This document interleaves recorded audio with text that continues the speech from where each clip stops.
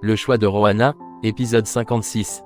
Cet épisode est riche en rebondissements et en émotions fortes. Les personnages sont confrontés à des situations difficiles et doivent prendre des décisions importantes. Les moments clés incluent la filature de Camacho, la confrontation entre Rogelio et Camilla, la discussion entre Carlos et Enriqueta sur le procès de Gabriel, et la révélation de Felipe sur sa relation avec Carlos. On voit également les personnages évoluer dans leurs relations et leurs motivations.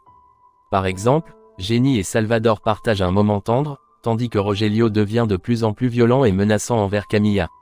Les enjeux sont élevés, notamment pour Gabriel, qui risque de passer des années en prison pour un crime qu'il n'a pas commis. Les personnages doivent naviguer dans un monde complexe de mensonges, de trahison et de manipulation. Nous vous laissons suivre l'épisode par vous-même, question de vous laisser vous faire votre propre opinion. L'épisode débute avec Camacho qui reprend ses habitudes d'espionnage en se cachant pour écouter une nouvelle fois la conversation entre Carlos et Claudio. Attentif à ce qu'il entend, il enregistre rapidement un message vocal qu'il envoie à Rogelio. Dans ce message, il lui demande de le rappeler de toute urgence car il dit avoir des informations importantes à lui révéler. Sans perdre une seconde, Camacho se met à suivre discrètement à bonne distance le véhicule de Claudio afin de découvrir où ce dernier se rend et ce qu'il compte faire. Pendant ce temps, Rogelio s'entretient avec Camilla. Elle lui confie qu'elle pense avoir découvert sa faiblesse. Rogelio, troublé par cette remarque, l'embrasse brusquement, mais son attitude change rapidement. Il se met à lui parler avec fureur en lui demandant avec agressivité si elle pense vraiment qu'il a oublié toutes les trahisons qu'elle lui a faites. Il devient alors violent, la gifle sans ménagement puis la saisit violemment par le cou. Malgré la brutalité de la situation, il l'embrasse à plusieurs reprises de force et lui lance une menace glaçante. S'il venait à être trahi une nouvelle fois, il jure de la tuer. Camilla, blessée et sous le choc, reste figée, impuissante face à la cruauté de Rogelio. De leur côté, Carlos et Enriqueta ont une discussion sérieuse concernant le procès à venir de Gabriel. Tous deux sont conscients que cette affaire ne sera pas simple à gérer et qu'elle représente une véritable épreuve pour tout le monde. Chez Joséphine, cette dernière prend le temps d'écouter ce que pense Paola de sa propre famille. L'indifférence affichée par Paola choque profondément Joséphine. Elle ne parvient pas à comprendre comment Gabriel a pu rester marié à une femme aussi insensible et égocentrique. Troublée, elle décide ensuite d'aller prendre son bain. Pendant ce temps, Felipe parle avec Raymond. Il lui révèle que Carlos, celui qui s'était récemment présenté à lui dans son garage, n'est autre que l'homme avec qui il entretient actuellement une relation. Cette révélation semble perturber Raymond. De son côté, Daniela est très nerveuse au travail. Inès la rejoint pour lui faire part d'une observation surprenante. Elle lui dit que David a réagi avec jalousie lorsqu'il a vu Daniela assise à la cafétéria avec Rémi. Intriguée, Inès s'interroge sur ce qui s'est passé lors de son rendez-vous avec Rémi. Daniela, un sourire aux lèvres, répond que la soirée s'est très bien déroulée. Elle confie qu'accepter ce rendez-vous est probablement la meilleure décision qu'elle a prise depuis longtemps. Elle décrit Rémi comme un homme tendre, doux et attentionné qui lui a donné l'impression d'être spécial, écouté et valorisé. Inès, touchée par cette réponse, se réjouit sincèrement du bonheur de son ami. Pendant ce temps, David se trouve dans une caisse avec Iliana et Susanna. Tous trois cherchent ensemble un nouveau slogan pour promouvoir leur bière. David, manifestement distrait, commence à poser des questions concernant le récent changement d'apparence de Daniela. Iliana et Susanna trouvent ce changement très positif et se mettent à plaisanter sur le fait que Rémi est probablement l'homme le plus séduisant de toute la brasserie. Cette remarque pique la jalousie de David qui leur rappelle fermement que ce n'est pas le moment pour ce genre de bavardage car ils sont censés être en train de travailler. Il quitte alors la pièce pour retourner dans son bureau, visiblement contrarié. De l'autre côté, Gabriel s'entretient avec Salvador. Il lui demande de veiller sur Juan et surtout de l'aider à prouver qu'elle n'a jamais été complice de quoi que ce soit. Salvador lui répond qu'il y a de fortes chances qu'il soit placé en détention provisoire sans possibilité de libération sous caution en attendant l'ouverture de son procès. Au même moment, Johanna est avec sa mère, Ginny. Bouleversée, elle lui exprime son incompréhension face à la situation. Elle trouve profondément injuste ce qui arrive à Gabriel car elle sait au fond d'elle qu'il est innocent. Ginny, compatissant, lui dit qu'elle le sait aussi. Johanna poursuit, émue, en déclarant que Gabriel est l'amour de sa vie et aussi le père de son fils. Pour la réconforter, Ginny la prend tendrement dans ses bras. Dans un autre lieu, Camilla tente de confronter Rogelio en lui disant qu'elle détient des preuves contre Paola liées à sa tentative de meurtre sur Juana. Mais au lieu de l'écouter, Rogelio la saisit brutalement par les cheveux. Il la menace avec froideur, jurant de l'envoyer en prison pour le reste de sa vie si elle ose faire quoi que ce soit contre Paola. Il la repousse violemment sur le lit, la laissant seule en pleurs et terrifiée. À la brasserie, Enriqueta discute avec Inès. Elle lui explique que Felipe a probablement mal interprété la nature de sa relation avec Carlos, surtout après les avoir vus ensemble lors de la célébration organisée par la brasserie ainsi que chez elle un soir lorsqu'ils travaillaient tard pour finaliser le licenciement de Rogeo. Enriqueta en profite pour demander à Inès si elle pense que ce que lui a dit Carlos est vrai, à savoir qu'elle est une femme intimidante. Inès lui répond qu'elle est avant tout une femme indépendante et sûre d'elle, et qu'elle mérite d'être respectée pour cela, même si elle reconnaît que Carlos n'a pas tout à fait tort. Pendant ce temps, Felipe parle avec Chemis à propos de Carlos et Enriqueta, probablement pour chercher des explications sur ce qu'il a vu et ce qu'il pense comprendre. De son côté, Daniela se rend dans le bureau de David pour lui remettre des documents. Alors qu'elle s'apprête à partir, elle trébuche à cause de ses talons et tombe. David, témoin de la scène, rit de bon cœur avec elle. Il lui demande pourquoi elle s'habille ainsi, surtout si ce style ne lui correspond pas. Daniela lui répond qu'elle a voulu changer parce qu'Eliana lui avait fait remarquer que sa vie manquait de dynamisme. Mais David lui rétorque qu'il la préférait telle qu'elle était avant. Il l'aide à se relever, lui souhaite bonne chance avec ses talons et elle s'en va. Juste avant qu'elle ne disparaisse, il la rappelle pour lui annoncer que Gabriel et Rana ont été retrouvés. Une nouvelle qui remplit Daniela de joie. Pendant ce temps, Camacho poursuit sa filature et suit toujours la voiture de Claudio. Il finit par arriver au refuge où se trouvent Gabriel et Rana, puis appelle immédiatement Rogelio pour l'informer. À l'intérieur du refuge, Claudio salue tout le monde. Ensemble, ils s'assoient autour d'une table afin de discuter calmement de la situation de Gabriel. Claudio révèle à Gabriel que Rogelio a élaboré un plan pour reprendre le contrôle de la brasserie Rubio. Cette annonce provoque un choc chez Gabriel qui ne s'attendait pas à une telle manœuvre. De son côté, Rogelio confie à Camacho qu'il est désormais temps d'en finir une bonne fois pour toutes avec Gabriel. Pendant qu'il est au téléphone, Camilla discrètement l'espionne. Dans un autre lieu, Pacheco appelle Salvador pour l'informer d'un événement suspect. Il lui révèle qu'il a vu plus tôt Rogelio et Javier en pleine conversation, semblant très complices. Il lui annonce également que le procureur a ordonné une surveillance étroite du garde du corps de Gabriel et a lancé une nouvelle opération de recherche à l'encontre de Salvador. Après cet appel, Salvador se tourne vers Gabriel et lui demande s'il existe une autre sortie dans la maison. Juana, qui connaît bien les lieux, confirme que oui et lui montre la direction.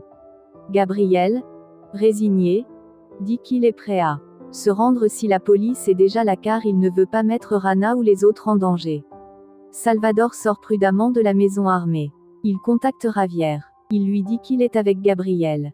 En observant autour de lui, il remarque la présence de Camacho qui semble avoir suivi Claudio jusqu'à cet endroit. Au même moment, Javier est justement avec Rogelio qui lui ordonne d'accélérer l'opération visant Gabriel. À la brasserie, l'inquiétude grandit parmi tous les employés. Personne ne parvient à joindre ni Gabriel ni Claudio. L'atmosphère est tendue. C'est alors que Camilla fait irruption, visiblement effrayée, et annonce que Gabriel est en danger. Simultanément, Salvador retourne vers Gabriel pour l'informer que Camacho est bien à l'extérieur après avoir suivi Claudio jusqu'ici.